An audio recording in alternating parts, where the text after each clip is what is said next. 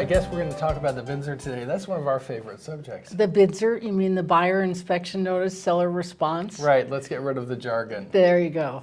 But you know, I thought maybe the first thing we should talk about is, you know, what are the expectations we should set for our buyers and sellers? What do you think? Well, good thought. I think that too often if our buyers and sellers come into this inspection due diligence process without having some guidance, they have very different expectations. The buyer wants a perfect home that's in brand new condition, regardless of its age. Which of course is impossible. And the seller is saying, it's my market, I don't have to agree to anything. So I do think it's good to have a conversation beforehand. What would you say? Yeah, no, I pretty much agree with that. I mean, when I talk to my buyers, you know, because I used to be primarily a buyer broker, I'd say, we're going to do our inspections and we want to think about how we present what we're going to ask for, because if we give them a long laundry list, it's quite likely they might not do anything at all.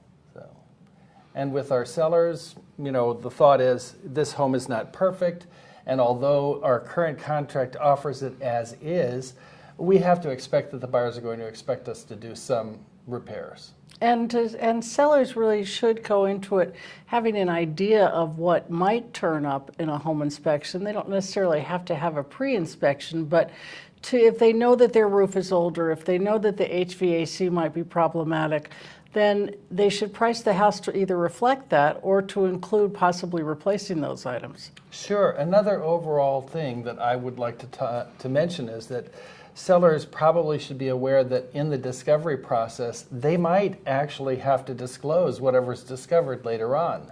So it's not unreasonable for them to think about whether or not they want to address these concerns. Absolutely. Let's talk about that discovery process. How broad can that investigation be? Is it just a home inspection? No, not at all. Pretty much anything can be discovered, and there may be some items that are material to the buyer that have to do with the surrounding of the home, or even things that are not directly about the property but have to do with the responsibilities the buyer might have if they purchase the home. For example, maybe we're talking about financial obligations. What do you think? Sure. At any investigation, that could be talking to a financial advisor. It could be speaking to the principal of the elementary school, and you could decide not to go forward with that purchase on any information you discover. And in terms of the inspections on the home, we're talking about pretty much any kind of investigation as long as it isn't destructive. Yes. Yes.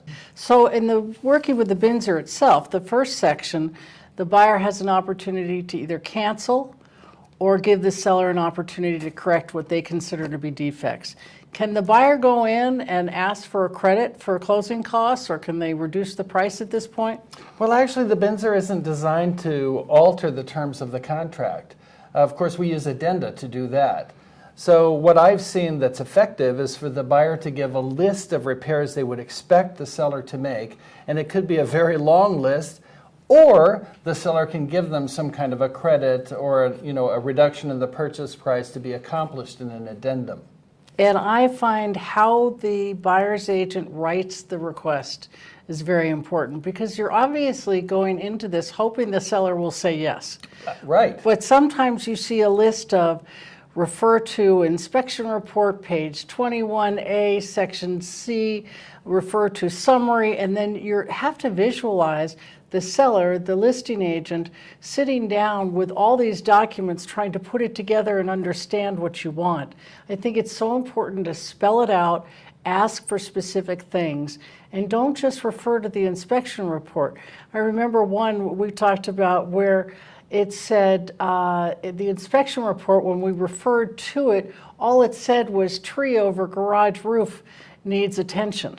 Right, so if I'm the seller, I'm going to say, oh, I've just given that tree some attention. Right. Yeah. We really need to be more specific, and the inspection report points things out, but doesn't necessarily say what needs to be done. So how could we make that clearer? What do you think? That's a pretty easy one. Yeah. Tree branch over hitting garage should be trimmed to at least 2 feet away from garage. So you're being specific about the expectations of the buyer as opposed to just putting on the seller's shoulders to figure out what they want to do. Right. Always say what the problem is and what your expectation is in terms of correcting it. Right. And you know what? Sometimes it's good to pick up the phone and clarify in case you think there might be a misunderstanding, because you can't have two bites of that apple, can you? Right. So, I've also seen that people use these little white lines, just a few of them right here, and they try and squeeze everything into the right white lines.